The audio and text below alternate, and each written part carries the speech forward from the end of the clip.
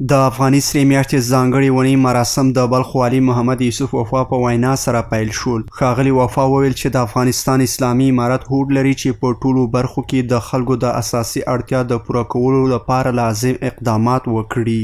په ملي تجارانو باندې، صنعتکارانو باندې، پر دکاندارانو باندې، پر صاحبانو باندې، پر ټولو دا غږ کوم چې تاسو د ادارې سره کومک وکړئ، ملاتړ یې وکړئ، لاسنیوی یې وکړئ. ګوره که ټوله په د افغانستان جوړول.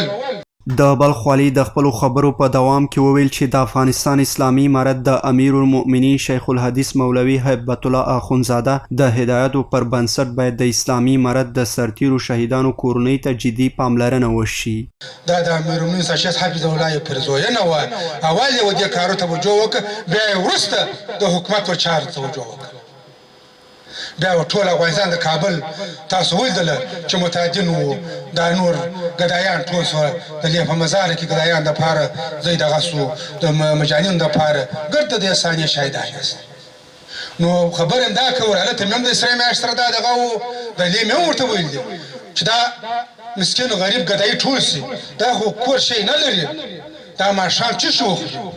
خو دوی اصول دونې سخت دي، دوی یې ښه تثبیت کوي. دا ستاسو اطمینان دپاره وایم، که تاسو کومک کوئ دوی یې تثبیت کوي، کوښښ کوي چې دا واقعي معلومه شوله په 500 کس کې 5 کسان واقعي محتاج معلومیږي، بیا مهنه شی ورته مه کاروئ. یو خو هغه مریض دی، لیونی دی، هغه خو معلوم کسان دي، په زړه سری دي، دوی تداوي پکې یاستئ. ولکه څو په زړه 14,000 کسان که څو ثبت شوي دي د سریانو، دا دوی راپور مې کاتی. خو په هر صورت باندې ستاسو اطمینان لپاره دا خبره کوم، تاسو ماحول شی د دغه ګدایي چې راټول سو ماښام په کور کې شی نه لري. ما امیر المؤمنین صاحب شیخ حفظ الله تعالی ته هم دا وویل چې موږ دا خلک راټول کړو ماښام په کور کې شی نه لري، او سره میاشت اوس نور کوي، خپل اصول لري، خپل ترتیب لري، هغه نور کوي بیا اصول و بیا دغه باندې چې معلومات یې ونیسي.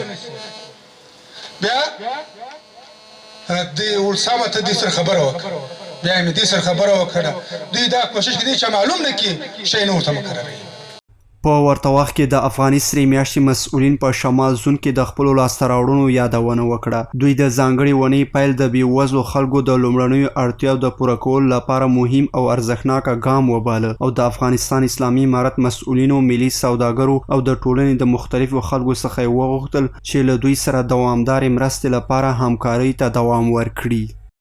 د لومړنیو مرستو د روغتیایي خدماتو څانګه د بلخ ولایت د سرې میاشتې ریاست د لومړنیو مرستو په څانګه کې 11,000 نارینه او ښځینه مسلکي رضاکاران لري چې په مرکز او ولسوالیو کې روغتیایي لومړنۍ مرستې ترسره کوي.